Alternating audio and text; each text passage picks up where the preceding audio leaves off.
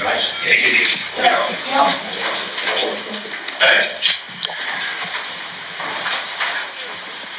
afternoon all. Hope everyone's well. Just let everyone come in and settle down. You right, John? Okay. We're all okay at the back? So we'll kick off with the live section and then into 10:30 tonight. So if we're all ready to roll, we'll kick off with Gail from Sky. Afternoon. Watched training yesterday. There was no Timber or Whites. How were both of them? Will they make a good game or what? Yeah, we had to modify training for a lot of players. We've done the same today because of the load that they had. So it's a decision to make this afternoon whether to involve them, yes or no. Are they close to being involved? Yeah, they are close. Yeah, and Tomiyasu as well is quite close to be involved. So good news. In terms of maybe your longer term,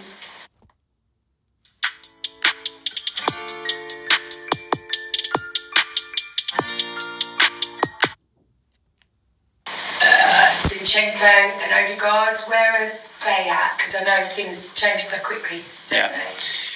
Alex probably after the international break, if everything goes well, is progressing really well. And Martin, very difficult because I expected still with the boot and a lot of things. And he's working so hard and he's feeling good and he's pushing it. So difficult to give a timeline.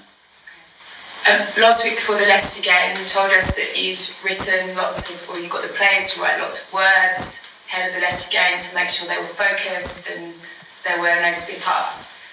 I wonder how much you've had to reinforce that because it's another game of another big week where you simply can't afford to drop any points, can you? Yeah, we know the significance of the match, the difficulty of the match. Obviously, last week it was proven the tough schedule that we have and that any opponent can cause you problems. And even when you think that the game is under control, the game can get out of your hands immediately. So it was a good thing probably to happen the way it ended up, and we know the quality of Southampton, in my opinion, a team that is extremely well coached, that they have a very clear philosophy. They've been very unlikely, not to have many more points because there were moments in the game that they were far better than the opponent, and in some moments they got the results away from them, and it will be very tough. And in terms of their manager, he's clearly got a very strong vision and he doesn't want to come away from that vision. When you arrived, you knew what you wanted your team to look like and you stuck by it through really tough times, and I guess it's paid off for you and sometimes it will pay off in the end. It's a hard balancing act, isn't it? Yeah, but I love that kind of behavior. At the end, you have to do what you feel. And he's proven that his philosophy is extremely successful. What he did with Swansea, what he did with Southampton. I think last year there were 25 games unbeaten. It was a joy to play that towards that team play. The same with Swansea. And that's it. And for what I've seen, they deserve much more than what they have already.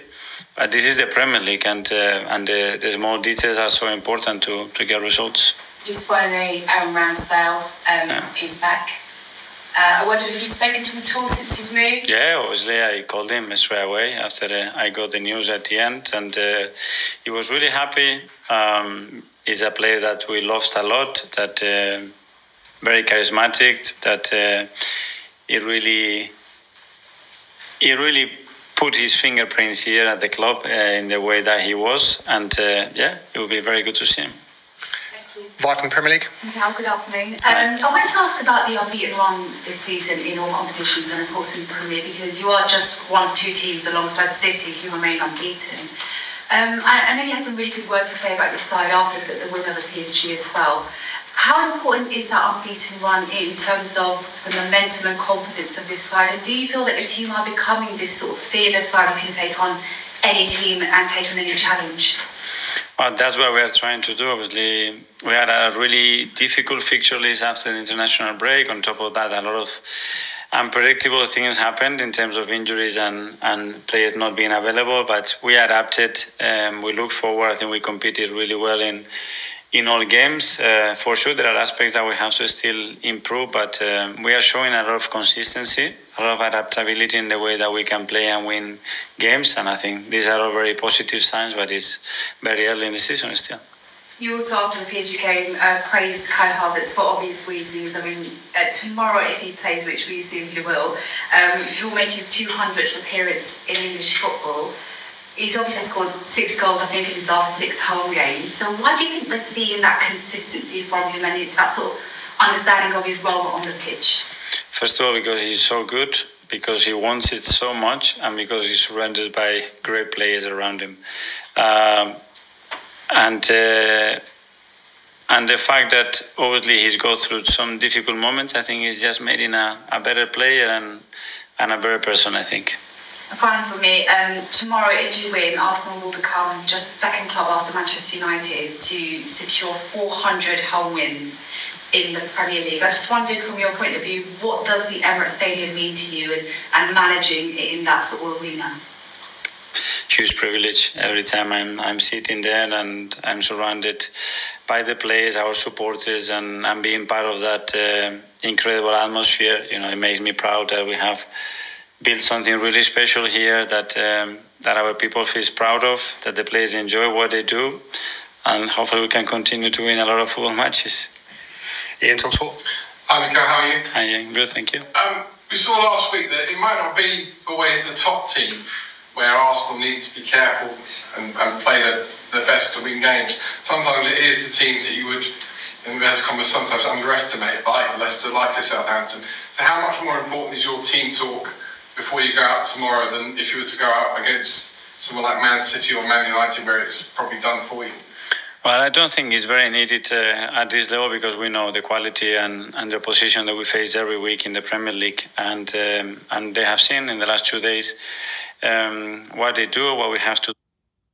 Moi, je suis fan des vieux westerns avec attaque des diligences et tout. Mais bon, là, faut que je me mette à la page, parce qu'on vient de me voler ma voiture avec juste une télécommande.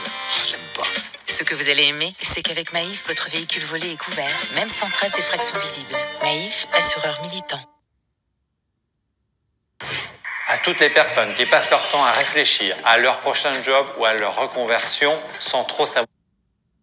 Have to do against them to earn the right to play, and they are very aware that it's going to be a really tough match. You mentioned Russell Martin's philosophy. Can it be also the downfall of a manager not to be able to adapt? I mean, you've certainly adapted. I think Arsenal don't play just one style of football, one philosophy of football. I don't know, every manager had a choice to do that. What I can tell you that the results that he's proven are there. It's clear, very clear identity, very clear way of playing, and very successful. So it's up to the manager. What I can say, watching it, analysing it, that they are really good and that he's really good. Last one from me. You're unbeaten, City are unbeaten, Liverpool were top. Is it already too early, or is it all right to say this is just a 3-race title? Super early. I think for me, we just started it. You can feel already the tension in every match, the importance of every match. But we are just in early October, so imagine. George, BBC. Mikel, just going back to Aaron Ramsdale, he had such a bond with the supporters. It was very impressive for you that season you signed him. Just as a manager, how hard is it to let someone go when you've decided it's time to move on? Yeah, it is, first of all, because I was very grateful for what he did. You know, when we signed in, obviously, it was a lot of noise around him. We helped him to create the environment that he needed because we believed in his potential. He showed it. He won the respect, admiration of all of us. And then the circumstances changed because this is elite sport and can happen. And then it was difficult to deal with that situation in a natural way. And we decided to part ways, and hopefully he's grateful as well.